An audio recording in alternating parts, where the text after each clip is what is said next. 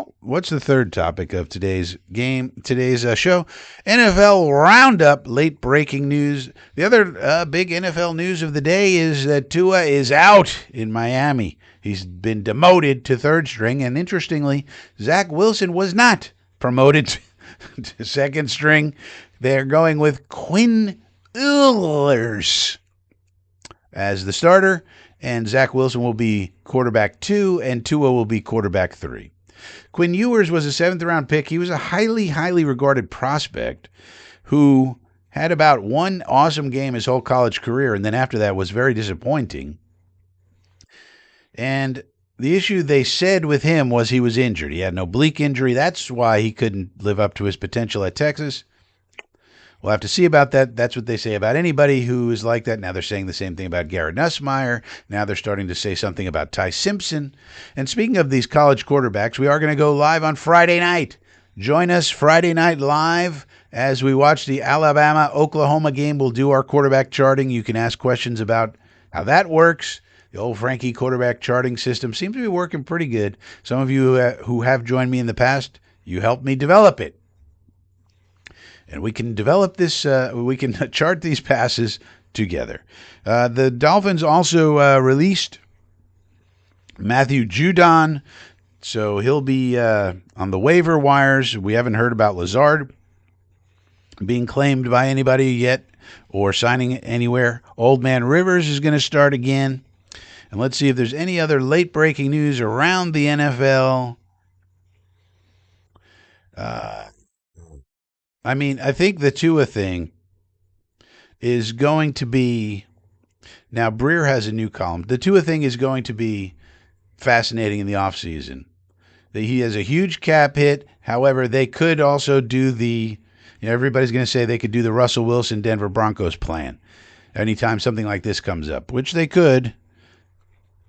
Let's see what Breer has to say about the Jets, though. New York Jets. Somebody was asking about Aaron Glenn. It says, give Glenn time. I think he'll be good. Well, that's good that Breer says that. Remember, he's a New England guy. So he basically says what I say, give him time. Joe Burrow being reflective and thoughtful. One thing about that was discussed on the Rich Cimini podcast, the latest one. Burrow to the Jets, no go. If it was possible, listen, he'd be all over it because that would be big news. He doesn't think there's any possibility of Burrow to the Jets, so let's not talk about that, shall we? And I agree. But it'll be fascinating to see what who would, if he were released or, you're thinking about trading him, who would take Tua? What team would possibly want Tua? If he couldn't succeed enough with Jalen Waddle and at times Hill, and that's Tyreek Hill, and that's when he was good, when he had Tyreek and Waddle and other people. Maybe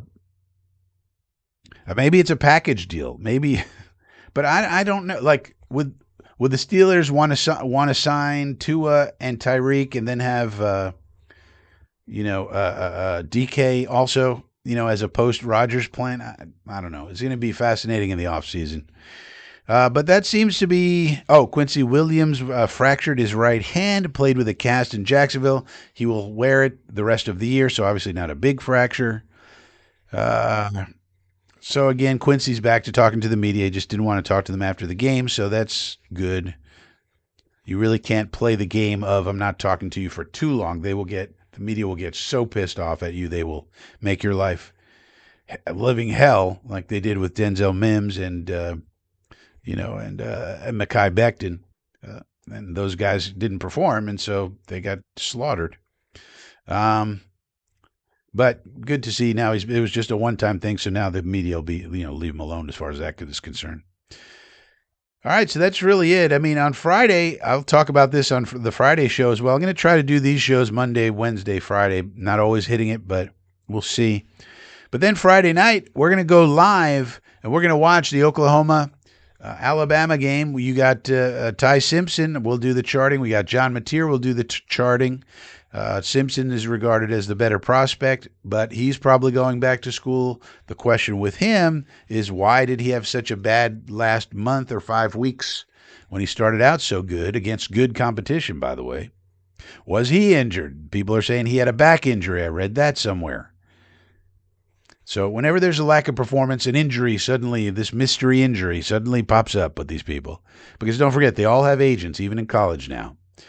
So that'll be it for this show. But join us on Friday for the live show. And, we'll watch the game, do some live charting of these quarterbacks. And that way you'll know who's good, who stinks, etc., etc. With that being said, I will see you next time.